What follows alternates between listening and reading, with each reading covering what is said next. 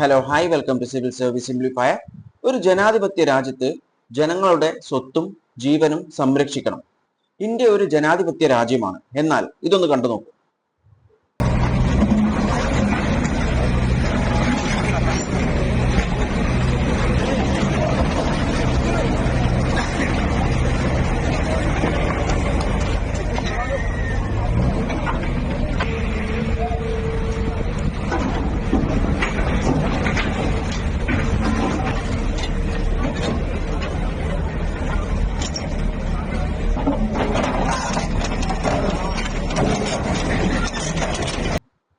ഒരു പള്ളി ഉൾപ്പെടെ 257 വീടുകളാണ് അടിച്ചു തകർത്തിട്ടുള്ളത്. ഇത് തകർക്കാനുള്ള കാരണം എന്ന് പറയുന്നത് ഒരു അമ്പലത്തിന്റെ പാർക്കിംഗ് സ്പേസ് കൂട്ടാൻ വേണ്ടിയിട്ടും പിന്നെ അല്ലറ വേറെ ആ അമ്പലത്തിന് വേണ്ടിയിട്ടുള്ള കാര്യങ്ങൾക്ക് വേണ്ടിയിട്ടാണ്. അമ്പലം വേണം, അതെല്ലാം ഓക്കെയാണ്. ഇത് നടന്നിട്ടുള്ളത് മധ്യപ്രദേശിലെ ഉജ്ജയിൻ എന്ന ഡിസ്ട്രിക്റ്റിലാണ്. അമ്പലങ്ങളൊക്കെ വേണം, ഓക്കെയാണ്. എന്നാൽ ഈ അതോറിറ്റി, അടുത്ത ഡിസ്ട്രിക്ട് അതോറിറ്റി ചെയ്ത ഒന്ന് രണ്ട് തെറ്റുകളുണ്ട്. റൈറ്റ് ടു പ്രോപ്പർട്ടി നമ്മുടെ മൗലിക അവകാശമായിരുന്നു, എന്നാൽ അത് എടുത്തു കളഞ്ഞിട്ടുണ്ടായിരുന്നു. പക്ഷെങ്കിൽ അതിപ്പോഴും നമ്മുടെ കോൺസ്റ്റിറ്റ്യൂഷണൽ, നമ്മുടെ ഭരണഘടന റൈറ്റാണ് റൈറ്റ് ടു പ്രോപ്പർട്ടി എന്ന് പറയുന്നത്. ആർട്ടിക്കിൾ 300A പറയുന്ന ഒരു കാര്യം ഇതിൽ കറക്റ്റായിട്ട് മെൻഷൻ ചെയ്യുന്നുണ്ട്. സ്റ്റേറ്റിന് ലാൻഡ്സോ അല്ലെങ്കിൽ പ്രോപ്പർട്ടീസ്, ജനങ്ങളുടെ പ്രോപ്പർട്ടീസ് അറ്റാച്ച് ചെയ്തിട്ടെടുക്കാൻ പറ്റും. പക്ഷെങ്കിൽ അത് ലീഗൽ ആയിരിക്കണം, റീസണബിൾ ആയിരിക്കണം, അതുപോലെ തന്നെ ഫെയർ ആയിട്ടുള്ള ഒരു കോമ്പൻസേഷൻ കൊടുക്കുകയും ചെയ്യണം എന്ന് പറഞ്ഞിട്ടുണ്ട്. അതിനോടൊപ്പം തന്നെ ഒരു കാര്യം കൂടി പറഞ്ഞിട്ടുണ്ട്, നോട്ടീസ്, അഡ്വാൻസ് നോട്ടീസ് കൊടുക്കുകയും ചെയ്യണം. അവർക്ക് അതിന് അപ്പീലിന് പോകാനുള്ള ഒരു ടൈം ഫ്രെയിമും കൂടി അതിൽ വെക്കണം എന്നുള്ള ഒരു കാര്യം കോൺസ്റ്റിറ്റ്യൂഷൻ പറഞ്ഞിട്ടുണ്ടായിരുന്നു. കോൺസ്റ്റിറ്റ്യൂഷൻ മാത്രമല്ല, സുപ്രീം കോടതിയിലെ ഡയറക്ഷൻസ് ഉണ്ടായിരുന്നു. ഷോർട്ട് നോട്ടീസ് ആയിട്ട് ഒരിക്കലും ഒരു കാരണവശാലും ഒരു പ്രോപ്പർട്ടിയും പൊളിച്ചു നീക്കാൻ പറ്റില്ല എന്നുള്ള ഒരു കാര്യം. എന്നാൽ ഇത് ഇല്ലീഗലി ആയിട്ട് എടുത്തിട്ടുള്ള പ്രോപ്പർട്ടീസ് ഒന്നും അല്ല പെട്ടെന്ന് തന്നെ പൊളിച്ചു നീക്കാൻ വേണ്ടിയിട്ട്. അങ്ങനെയുള്ള പ്രോപ്പർട്ടീസ് ആണെങ്കിൽ തന്നെ ഷോർട്ട് നോട്ടീസ് കൊടുക്കാൻ പാടില്ല എന്ന് സുപ്രീം കോടതിയുടെ ഡയറക്ഷൻസ് ഉണ്ട്.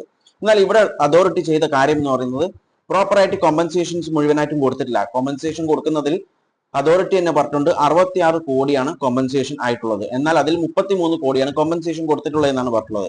അതുപോലെ തന്നെ നോട്ടീസിന്റെ കാര്യമാണെങ്കിൽ 24 മണിക്കൂറിന്റെ ഉള്ളിലായിട്ടാണ് നോട്ടീസ് കൊടുത്തിട്ടുള്ളത്. അതായത് ഫ്രൈഡേ, വെള്ളിയാഴ്ച നോട്ടീസ് കൊടുക്കുകയും ശനിയാഴ്ച രാവിലെ പൊളിക്കുകയും ചെയ്തിട്ടുണ്ടായിരുന്നു. ചില ആൾക്കാർക്ക് 12 മണിക്കൂർ പോലും നോട്ടീസ്, ഷോർട്ട് നോട്ടീസ് 12 മണിക്കൂർ പോലും ഇല്ല എന്നാണ് പറഞ്ഞിട്ടുള്ളത്. അതായത് 10 മണിക്കൂറിന്റെ മുമ്പായിട്ട്, ഇത് പൊളിക്കുന്ന 10 മണിക്കൂർ മുമ്പായിട്ടാണ് നോട്ടീസ് കൊടുത്തിട്ടുള്ളത്. അവർക്ക് അവരുടെ സാധനങ്ങൾ എടുത്തിട്ട് അവിടുന്ന് മാറാൻ, ഷിഫ്റ്റ് ചെയ്യാനുള്ള സമയം പോലും കൊടുത്തിട്ടില്ല. കാരണം എന്ന് പറയുന്നത് വെള്ളിയാഴ്ച രാത്രിയൊക്കെ നോട്ടീസ് കൊടുക്കുകയും ശനിയാഴ്ച രാവിലെ ഒരു 6 മണിയാകുമ്പോഴേക്കും പോലീസും JCBയും അങ്ങനെ എല്ലാവരും വന്നിട്ട് പൊളിക്കൽ സ്റ്റാർട്ട് ചെയ്തിട്ടുണ്ടായിരുന്നു. അതുകൊണ്ട് തന്നെ അവർക്ക് അവരുടെ സാധനങ്ങൾ മാറ്റാൻ പോലും സമയം കിട്ടിയിട്ടില്ല. എന്താണ്, ഞാനൊരു കാര്യം ചോദിച്ചോട്ടെ, ഇതിപ്പോ അമ്പലത്തിന്റെ കേസ് ആയതുകൊണ്ട് ഇത് ഓക്കെ.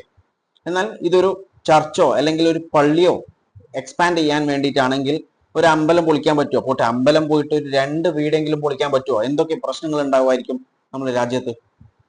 ചില ആൾക്കാർ പറയും പണ്ടും ഇതേപോലെ ചെയ്തിട്ടുണ്ടല്ലോ, നമ്മുടെ ഹിസ്റ്ററീസ് മുഗൾസും കാര്യങ്ങളൊക്കെ ഇങ്ങനെ കുറെ അമ്പലങ്ങൾ പൊളിച്ചിട്ടുണ്ടല്ലോ.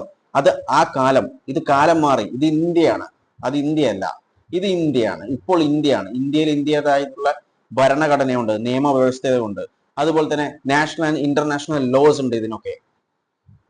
അതുകൊണ്ട് ആ ഒരു ന്യായം ഇവിടെ പറയാൻ പാടില്ല. ഇപ്പോഴത്തെ ട്രെൻഡ് അങ്ങനെയാണല്ലോ, എന്തെങ്കിലുമൊക്കെ പ്രശ്നങ്ങൾ വരുമ്പോൾ ഹിസ്റ്ററിയിലേക്ക് പോകും, ചരിത്രത്തിൽ അങ്ങനെ ചെയ്തിട്ടുണ്ടല്ലോ എന്നൊരു കാര്യം.